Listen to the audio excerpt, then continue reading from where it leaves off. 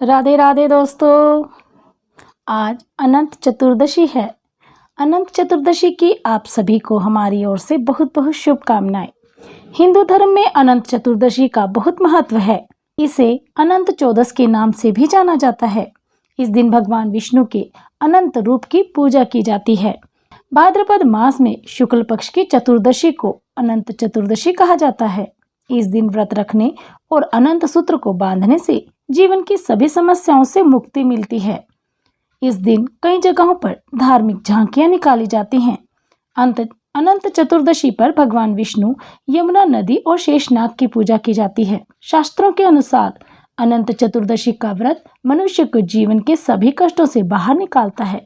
लेकिन अनंत चतुर्दशी व्रत के नियमों का पालन किए बिना आप इसे पूर्ण नहीं कर सकते और ना ही इसके शुभ फलों को प्राप्त कर सकते हैं। अनंत चतुर्दशी का व्रत करने से पहले आपको इस व्रत के नियम अवश्य जान लेने चाहिए। अनंत चतुर्दशी का व्रत करने वाले साधक को ब्रह्म मुहूर्त में उठना चाहिए और स्नान आदि करने के बाद व्रत का संकल्प लेना चाहिए। इस दिन भगवान विष्णु, माता यमुना और शेषनाग जी की पूजा की जाती है। अनंत चतुर्दशी के दिन भगवान विष्णु के साथ कलश के रूप में माता यमुना और दुर्वा के रूप में शेषनाग जी स्थापित करें।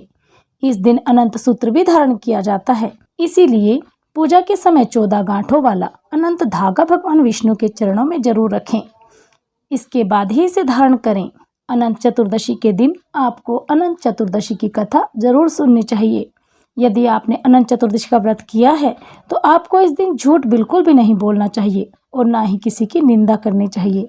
अगर आपने अनंत चतुर्दशी के दिन व्रत किया है तो आपको अनंत धागे को साल भर अवश्य बांधना चाहिए। यदि आप ऐसा नहीं कर सकते तो कम से कम 14 दिन तक तो जरूर बांधें। आपको इस दिन नमक का सेवन बिल्कुल भी नहीं करना और इस दिन मीठा ही भोजन करें।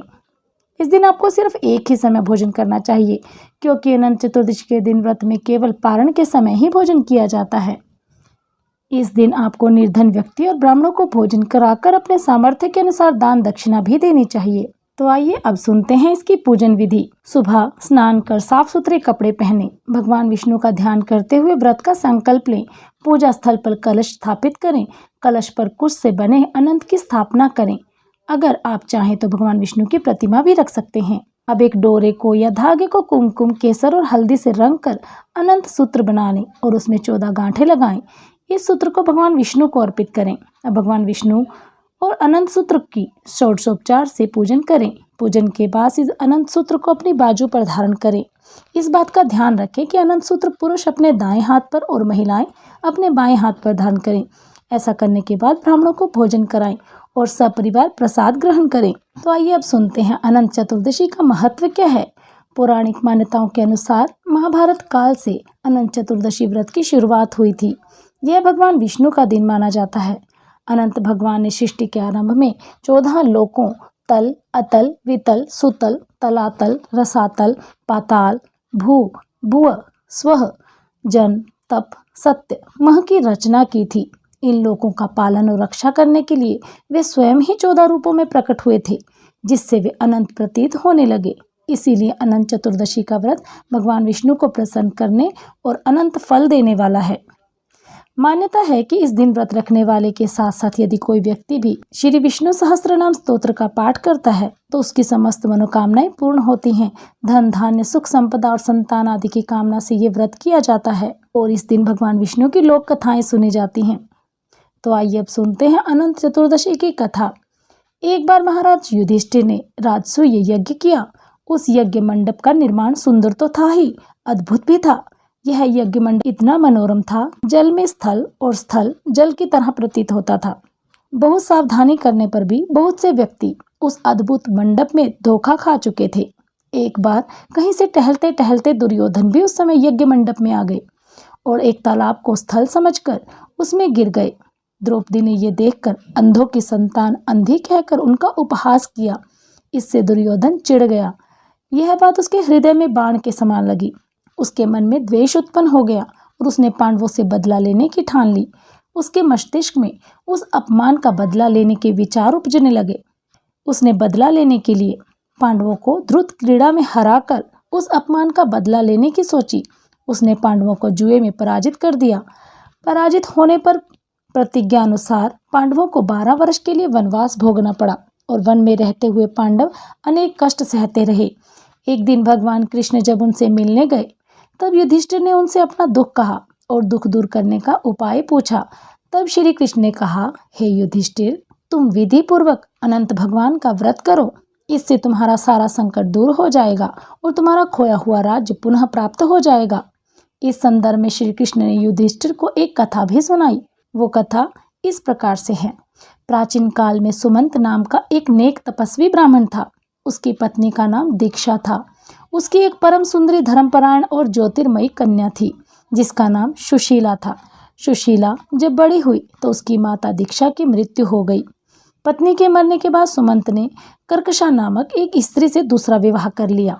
सुशीला का विवाह ब्राह्मण सुमंत ने कौंडिल्य ऋषि के साथ कर दिया। विदाई में कुछ देने की बात पर कर्कशा ने दामाद को कुछ ईंटें और पत्थरों के टुकड़े बांध कर दे दिए। कौंडिल्य ऋषि दुखी हो अपनी पत्नी को लेकर अपने आश्रम की ओर चल दिए, परंतु रास्ते में ही रात हो गई। वे नदी के तट पर संध्या करने लगे। सुशीला ने देखा वहां पर बहुत सी स्त्रियां सुंदर वस्त्र धारण कर किसी देवता की पूजा कर रही थी। सुशीला के पूछने पर उन्होंने विधि पूर्वक अनंत व्रत की महत्ता बताई। सुशीला ने वहीं उस व्रत का अनुष्ठान किया और 14 गांठों वाला डोरा हाथ में बांधकर ऋषि कौंडिल्य के पास आ गई। कौंडिल्य ने सुशीला से डोरे के बारे में पूछा तो उसने सारी बात बता दी। उन्होंने डोरे को तोड़कर अग्नि में डाल दिया। इससे भगवान अनंत जी का अपमान हुआ। उसके परिणाम स्वरूप ऋषि कौंडिल्य दुखी रहने लगे। उनकी सारी संपत्ति नष्ट हो गई। इस दरिद्रता का उन्होंने अपनी पत्नी से कारण पूछा तो सुशीला ने अनंत भगवान का डोरा जलाने की बात कही। पश्चाताप करते हुए ऋषि कौंडिल्य अनंत डोरे की प्राप्ति के लिए वन में चले गए। वन में कई दिनों तक भटकते भटकते निराश होकर एक दिन भूमि पर गिर पड़े। तब अनंत भगवान प्रकट होकर बोले, हे कौंडिल्य, तुमने मेरा तिरस्कार किया था, उसी से तुम्हें इतना कष्ट भोगना पड़ा। तुम दुखी हुए, अब तुमने पश्चाताप किया है, मैं तुमसे प्रसन्न हूँ। अब तुम घर जाकर विधि पूर्वक अनंत व्रत करो। 14 वर्ष पर्यंत व्रत करने से तुम्हारा दुख दूर हो जाएगा, तुम धन धान्य से संपन्न हो जाओगे। कौंडिल्य ने वैसा ही किया और उन्हें सारे कलेशों से मुक्ति मिल गई। श्री कृष्ण की आज्ञा से युधिष्ठिर ने भी अनंत भगवान का व्रत किया, जिसके प्रभाव से पांडव महाभारत के युद्ध में विजयी हुए और चिरकाल तक राज्य करते रहे। जय जय श्री राधे। तो दोस्तों, कैसी लगी आपको हमारे द्वारा सुनाई गई ये वीडियो, हमें कमेंट बॉक्स में कमेंट कर ज़रूर बताइएगा। यदि आप हमारे चैनल पर आज पहली बार आए हैं तो हमारे चैनल को सब्सक्राइब करना मत भूलिएगा। बेल आइकन भी दबाएं ताकि आपको हमारी हर वीडियो की अपडेट प्राप्त होती रहे। आप सभी का हमसे जुड़े रहने के लिए बहुत बहुत धन्यवाद। राधे राधे।